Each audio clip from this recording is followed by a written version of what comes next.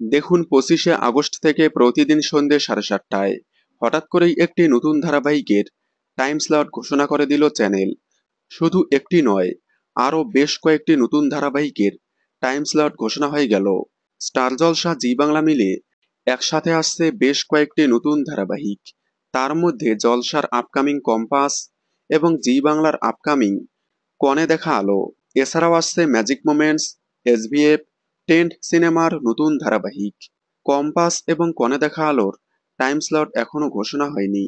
তবে কম্পাসের time slot ঘোষণা না হলেও চ্যানেল কম্পাসকে সন্ধ্যে 6টা স্লটে দেওয়ার কথা বললে প্রোডাকশন প্রাইম স্লট চাইলে আসতে লেট হচ্ছে কম্পাস।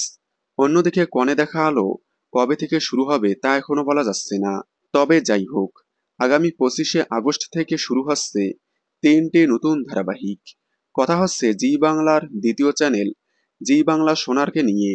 জি বাংলা সোনারে আসছে 3টি নতুন ধারাবাহিক: এসআইটি বেঙ্গল, ভগবান দাস এবং বেদিনী জ্যোৎস্নার অমর প্রেম। এই 3টি ধারাবাহিক দেখতে পারবেন আগামী 25শে আগস্ট থেকে সন্ধ্যে 7:30টায় বেদিনী জ্যোৎস্নার অমর প্রেম, রাত 8টায় ভগবান দাস এবং রাত 8:30টায় এসআইটি বেঙ্গল। আপনারা এই 3টি ধারাবাহিক দেখার জন্য কতটা এক্সাইটেড কমেন্টে জানাবেন। বাংলা বিনোদনের এই ধরনের সকল আপডেট সবার আগে পেতে চ্যানেলটি সাবস্ক্রাইব করে পাশে থাকা বেল আইকনটি বাজিয়ে দিন।